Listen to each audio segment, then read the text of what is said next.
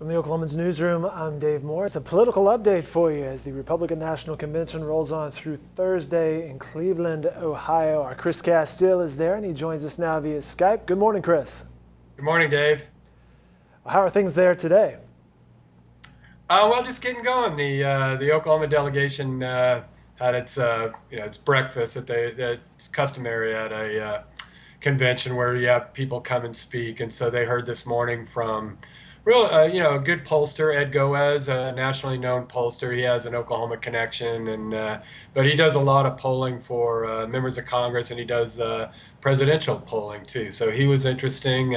Governor Fallon came in for a bit and spoke, and then Wisconsin Governor Scott Walker also spoke to the delegates this morning. So it was, and a lot of it.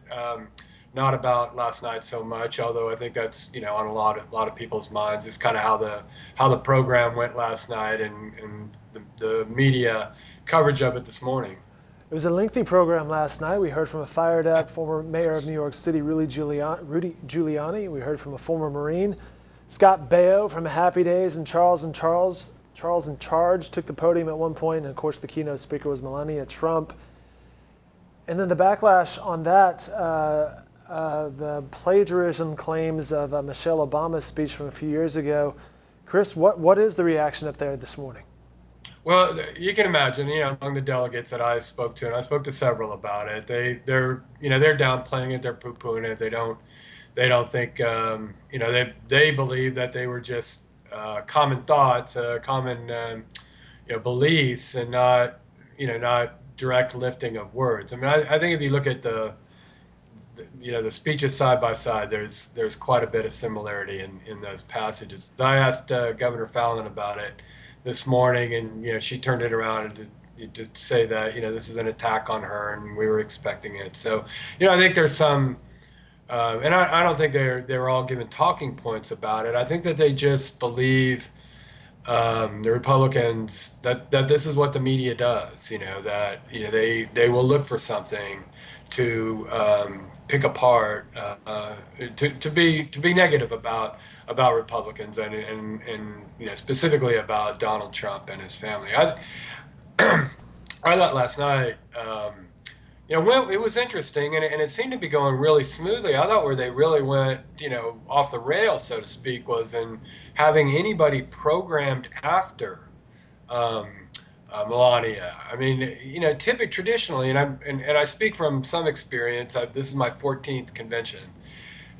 I think what I would normally have expected to see on stage last night after her speech would have been all of the Trump family, the kids, Donald Trump come back out as he did, but have the whole just kind of have a group shot. I don't mean for anybody else to speak. Far from it. I meant for them to all come out, do kind of a photo op type deal, and the curtain comes down on that.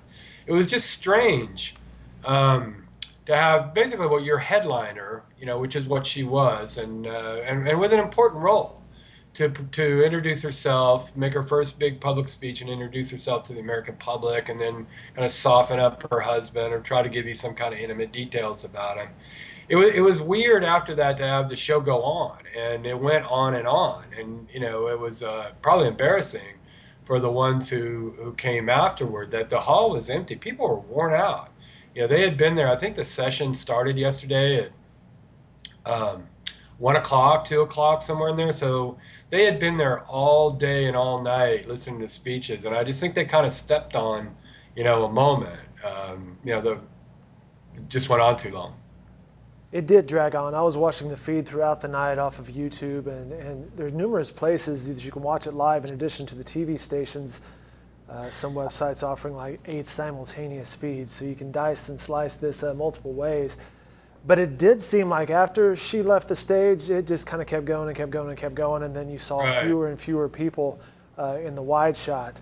And I saw I saw a tweet this morning about some of the campaign people, the Trump campaign people, complaining about the speakers going on too long, and I have no doubt that was the case, especially the two guys who wrote 13 Hours, who gave that kind of blow by blow of Benghazi. I mean, I thought that ate up a huge chunk of time. As interesting as it might be, I think that that kind of presentation that they gave about the Benghazi attack, it would be more appropriate if they were the only people on the program at a, if they were speaking to a group in Oklahoma City or something, and that was it. But for them to have done, that length, kind of in the middle of a program that had a lot left to go, I think, but really maybe ultimately they just scheduled way too many people. I mean, it's maybe a kind of a quality versus quantity thing. You just don't need to have 20 people say the same thing, although they are definitely not the first convention organizers to be guilty of that. That's what these conventions are: speech after speech after speech of people saying basically the same thing. Well, will we hear more of the same today? What's on tap for today, Chris? Well, I think today you're going to get, um, more of the same thing about the economy. I think that's the order of the night. It will be all about jobs and what what Donald Trump offers for the economy, and so we'll get hours and hours of that. I'm not sure about every single speaker tonight. I haven't really studied the lineup tonight, but my guess is that it's going to be a much tighter program than it was last night. And my guess is that there's not going to be anybody else. There's not going to be some memory, if not outright passages from somebody else's speech. Now these people are learning on the go. And I thought Ed Goes this morning, the poster that I mentioned, at the top. Um, I think he made a very interesting point about the people running Trump's campaign, that they may have been fine for the primary, but these aren't general election campaign people, and they need to learn not to step on their own message. And it's going to be critical coming out of here that he's got a campaign that works. Is it a little surprising they didn't vet Melania's speech a little more closely last night? Whether it was plagiarism or not, still, it was awfully Well, similar. I can't speak to who actually did vet it. I mean, I don't know that it didn't go through 10 people, but um, so I don't know at what point they were all, somebody in that line of people vetting was supposed to go, well, let's compare this to Michelle Obama's '08 speeches. And what, I'm not sure that it would occur to everybody to say, hey, did you plagiarize any of this? Did any of this come from Michelle? Um, you know, it's one of those hindsight things. And again, I think this comes down to what Ed Goes was saying about the inexperience of this campaign. That was a major misstep. The message, and you can blame the media for being, picking nits or whatever you want to do. And I think that's what Republicans' message is going to be today. But you don't put yourself in the position that that they wound up in this morning. So clearly, they need some professionals involved here, and that's it's one of the things. You've seen it throughout, especially the last few weeks. The rollout of the VP last week. Where it just looked like, what's going on here? Did he offer it? Is he gonna announce it? I mean, just it has every appearance of not having anybody in charge when this is the big leagues. So it's nice to it'd be nice for a candidate to have an experienced manager. And then Trump and Mike Pence, when they rolled out their logo over the weekend, next thing you know, that was getting ridiculed online, and they rolled out yet another logo. I know, and it's kind of one thing after another. I mean, you think that, oh well, first it's the chaos on the floor, which I think was really overblown, about what that was about. Misinterpreted, overblown, distorted. It was interesting that a bunch of delegates were yelling at each other. I mean, if it's one thing that we try to do in the media, it's cover conflict. But ultimately there was no real there. I think that it was probably not explained well, that was really kind of there was a faction of never Trump people involved in that. But some of the rules people were telling me from Oklahoma that are deep in the weeds on this stuff. This is politics within politics, and it goes back to basically how primaries are run. And I don't think that was really kind of came through yesterday, nor did really the ultimate insignificance of it come through. So you go from that, then you go into the plagiarized speech, and it's just kind of like, one thing will replace another, in terms of I think kind of bad publicity at this deal. And I don't, it's up to everybody else to make up their minds about why that is.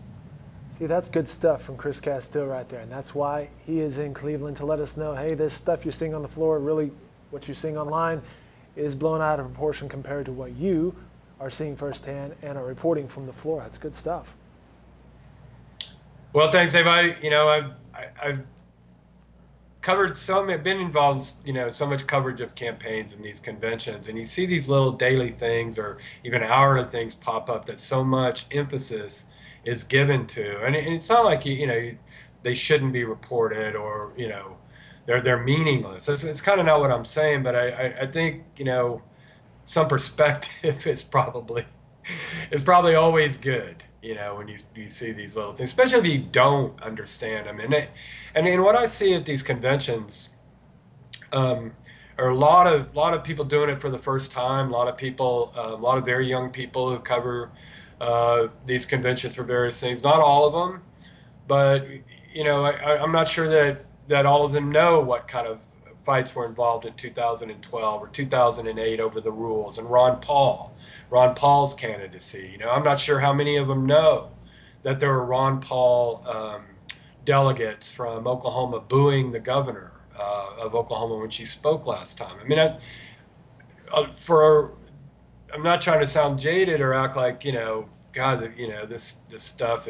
You're just making a big deal out of nothing. But in the scheme of things, what happened on the floor yesterday with those delegates shouting at each other, it has absolutely no meaning about what's going to happen, the rest of this week or really even in 4 years from now, because that's a lot of what this is about. A lot of what that shouting is about is the rules going forward about whether Republicans allow independents to vote in their primaries, especially the early ones. That's what a lot of that shouting is about. It's not, we hate Trump, we want a new nominee. It's like, do we allow independents to vote in New Hampshire? Now, that's not that interesting, I think to most people out there. So, but that's what a lot of it was about. It's good stuff. The Republican National Convention continues through Thursday in Cleveland, and our Chris Casteel will be there every step of the way. Chris, I'll let you go and get to it. Thanks so much for the update this morning. Glad to do it, Dave. Take care. All right, more coverage from Chris can be found online at newsok.com. You can follow him on Twitter, NewsOK Politics. Of course, he'll be filing stories for the Oklahoman as well.